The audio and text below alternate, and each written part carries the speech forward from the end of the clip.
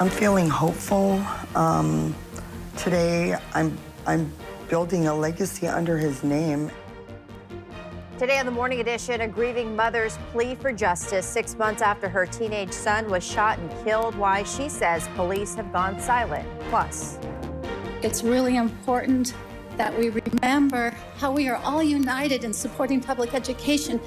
A high-stakes showdown over school funding. Lawmakers debate a bill to boost budgets, but not everyone agrees on where the money should go. And later. Well, from stranded pup to ocean pro, this rescued seal is back in action and isn't shy about getting what she wants. How conservationists helped her get a second chance as the Morning Edition starts now. Good morning, everyone. Happy Tuesday. That should certainly make you smile. How cute is she? It's a great way to start pup. the morning there. I didn't realize they sounded like a duck quacking. I know. A little bit, Very yeah. odd. I'd call one quack if I had a pet still. Waking up this morning, we are still holding on to fairly quiet conditions for South Central. Coastal regions actually going to see a return to some drier conditions, and temperatures continue to remain in the 20s and the 30s as we start off this morning across a good portion of South Central. Now, while we are on the quieter side today, we'll be watching that potential for some light snow as we welcome in your Wednesday. 26 degrees currently here in Anchorage.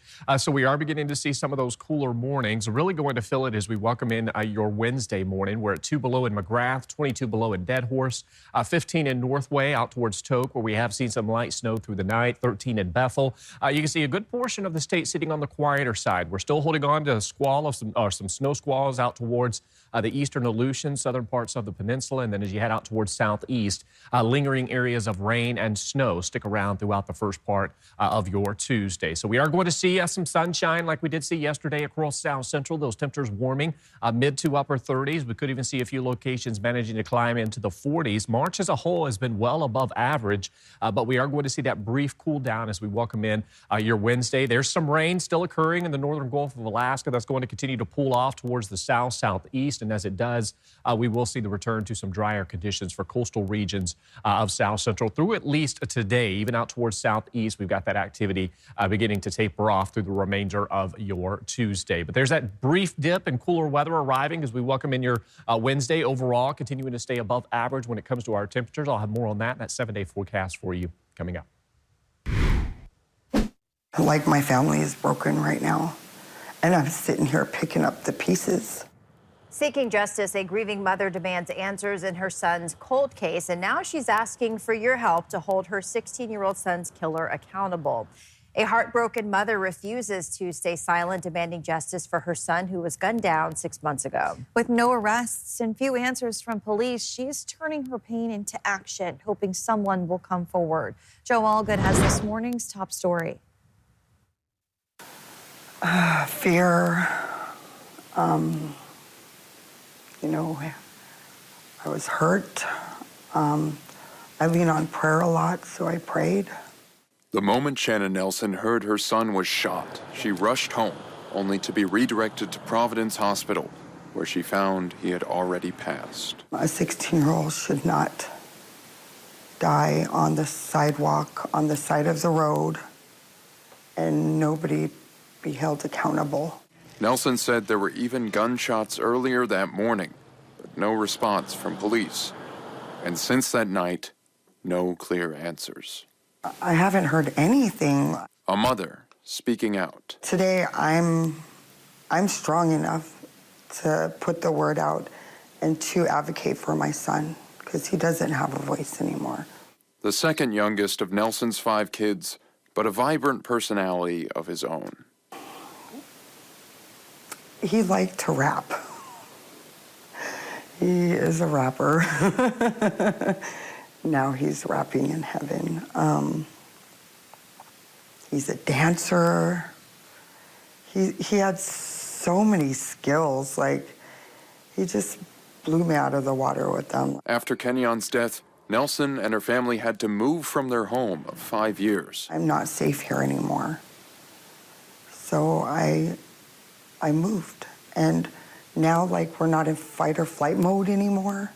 Nelson said someone commented a laughing emoji on one of her social media posts about her son, a possible threat, according to his friends. It's very unfortunate that there's kids with so much hate. But I'm not afraid. I'm going to come and I'm going to stand up for what is right. Standing up for Kenyon. I'm feeling hopeful. Today, I'm building a legacy under his name. With the support of family and friends, Nelson is committed to finding answers. I want to hold the people that killed my son accountable. You know? Sounds like they walked up and shot my son and walked away. How does that happen? How do they get away? Joe Allgood, Alaska's news source. We reached out to Anchorage police. The detective on the case was unavailable but promised to follow up. Nelson is also launching a business in her son's honor. You can find more details on her story and how she's turning tragedy into action on our website. A photo, a mother and her daughter smiling together, a reminder of what was lost for their family. This picture now holds both love and heartache. After more than 5 years, the man who took their lives, Tylen Felly, will spend the rest of his life behind bars. Friday's sentencing, it brought tears, an apology, and a chance for closure. And this morning, the family shares their story, honoring Cecilia Tuaga and her daughter, Nevaeh. And as Johnson Cude reports, loved ones say justice has finally been served. There's no winners in this. Nobody won. No winners. Cecilia Tuanga's older brother Loto said about losing his sister and 13-year-old niece Nevaeh, seen proudly hanging along the walls of his mother's home. Their face is a reminder to Loto of what he spoke about Friday while at his brother-in-law's sentencing for their murders. If there's anything that I learned in this tragedy is that there's two people you should never bury, and that's your children or your baby sister. Fresh pain for this family, more than 5 years after Tylen Felly shot his wife in front of his daughter, took the 13-year-old to a gas station to fill up a gas can, shot her in a vacant lot, and then set the car on fire with both bodies inside. The now 40-year-old's guilty plea came last October. His apology came Friday. I just want to say I'm really sorry and wholeheartedly. I miss them both too. You know, we're still healing, but we can look forward now. With this part of the journey is done. But the pictures here are an important reminder of who they and so many loved ones will never forget. We get to turn the page now, and now we get to write a whole new chapter in our family, and I thank God because we hold the pen. Johnson Kuhn, Alaska's news source.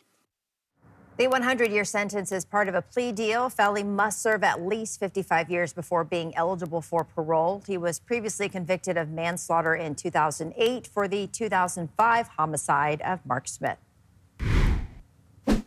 Sean is always showing up. I think charismatic, and I think just his way to be quite present in the moment.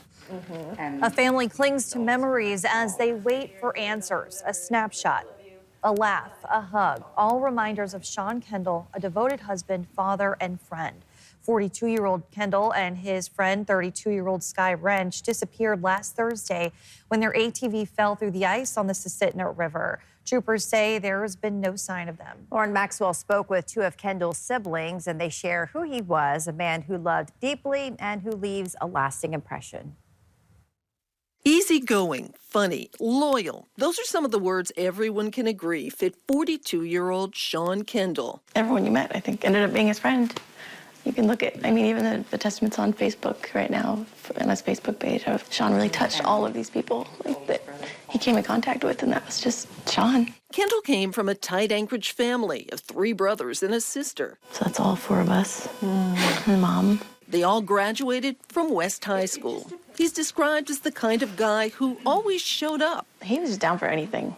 It didn't matter what it was, really. Especially for family and friends. Later, he went on to become a telephone lineman, married his wife Gina, and had a son, Cohen, who turned 16 just days after his dad went missing. But his son, Cohen, was his number one. The news of what happened has rocked this family, who now waits to see if Kendall's body can be found. If he ever hugged the man. Oh, God.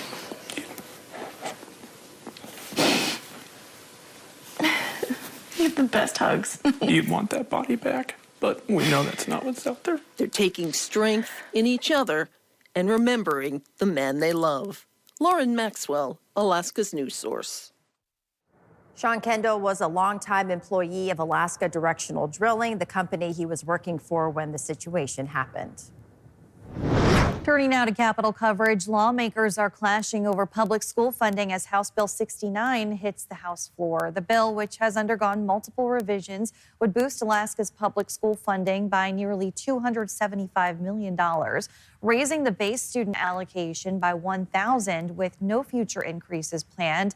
Is at the heart of the bill. During Monday's session, debate intensified over several proposed amendments, including one aimed at securing more funding for homeschooled students. I've hired students who've been homeschooled, and I know parents of who homeschool their children, and I think that it's a wonderful opportunity and choice for parents. Some students don't necessarily thrive in a large classroom or in a classroom setting, and they choose to educate their child differently, but it's excellent education. They provide opportunities. When we raise the base student allocation, the intent is we raise it for all of the kids. They're all getting a bump. And so I think it's really important that we remember how we are all united in supporting public education, and we do not want to get ahead of saying one is better than the other. They are all unique.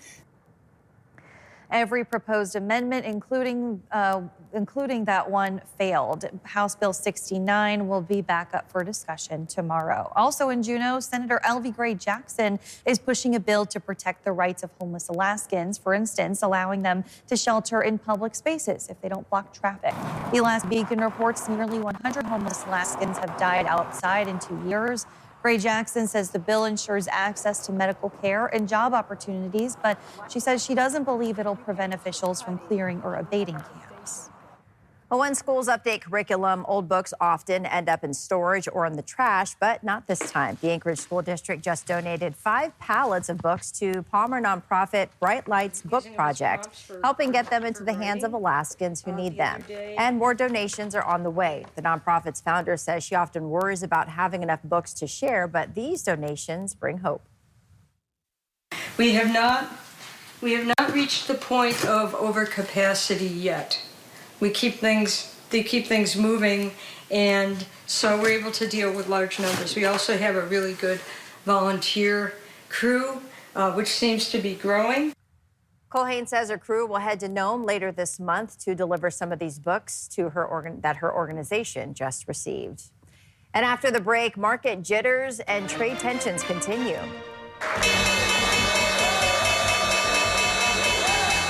Wall Street takes a hit as China and Canada retaliate, what it means for your money, and is it time to talk recession? And later, you don't usually think of dog sleds and pie, but Unalakleet celebrates the Iditarod with a sweet tradition, a pie social, bringing the community together for a slice of the fun. Things remain fairly dry today across South Central. We are watching that chance for some slight snow showers as we welcome in your Wednesday. I'll have more on that. First sunrise coming in at 8:22 in Fairbanks, 9:14 in Bethel. Your full forecast is next.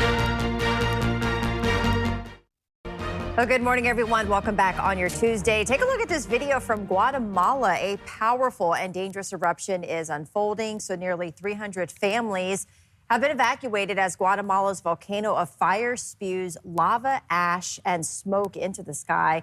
Officials warn at least 30,000 people are at risk as the eruption intensifies. This volcano last had a major eruption in 2018, killing nearly 200 people. Located just 33 miles from Guatemala City, the volcano's activity is being closely monitored. And time now to get a check of weather with Aaron. Good morning. And coming off, kind of a weekend of some sunshine and what feels really like springtime.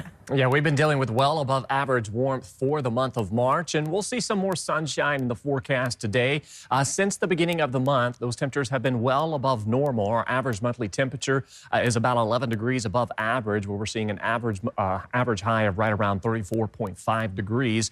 We've easily been able to climb into the 30s and the 40s each and every afternoon. We're still seeing that area of low pressure in the northern Gulf of Alaska. That continues to pull off towards the south and east, and then that weak area area of low pressure that's out towards the eastern Aleutians and southern parts of the Alaska Peninsula will keep some heavy snowfall in the forecast. That combined with winds that have been gusting anywhere from about 40 to 50 miles per hour will lead to some localized reduced visibility as you head through the eastern Aleutians and southern parts of the Alaska Peninsula. Now, that activity will begin to wane here over the next couple of hours, but for at least the first part of the day, be prepared for some localized visibility due to some of those snow squalls as that system continues to pull off towards the southeast and continues to weaken. And you'll see most of that snow coming to an end by the afternoon hours. But through the Gulf of Alaska, that low continues to pull off towards the south and east. As it does, we will dry out across coastal regions of south central, even out towards southeast. We'll begin to see some drier conditions later today. Still holding on to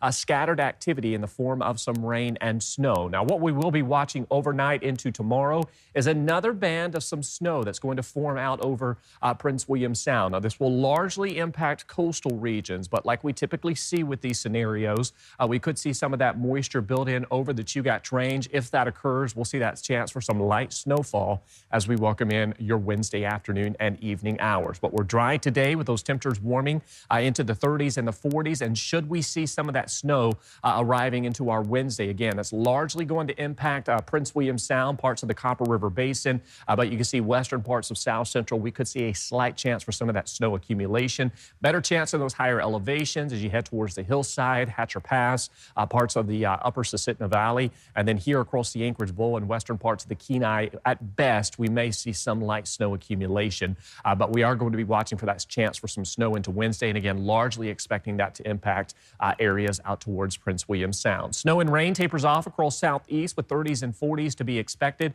for your Tuesday. Still warming into the 30s and the 40s across South Central. We are going to see that chance again for drier weather taking hold across Prince William Sound as that system continues to pull off towards the south and east, but still warming above average for this time of year. You can see into your Wednesday, we are going to see those temperatures slightly cooler near freezing, and then we're going to briefly warm back into the mid to upper 30s. You can see another chance for some snow arrives as we welcome in next week. We're continuing to see this stretch of warmth staying with us this month. All right, thanks, Aaron. President Trump is set to sign an executive order shifting disaster response responsibilities to states and local governments, reducing FEMA's role. The order also calls for a review of infrastructure and emergency policies to streamline federal response. New this morning, Wall Street is grappling with President Trump's chaotic trade actions against allies and adversaries. Monday was the worst day for the U.S. markets so far this year. With more Trump tariffs set to go into effect tomorrow and a government funding deadline looming Friday, well, it could be another rough day. Alice Barr has the latest. After a rough day on Wall Street, with investors selling off stocks over fears a Trump trade war could tip the country into a recession, the White House downplaying what it called the animal spirits of the stock market, putting out a list of 50 wins in 50 days and pointing to business leaders' support.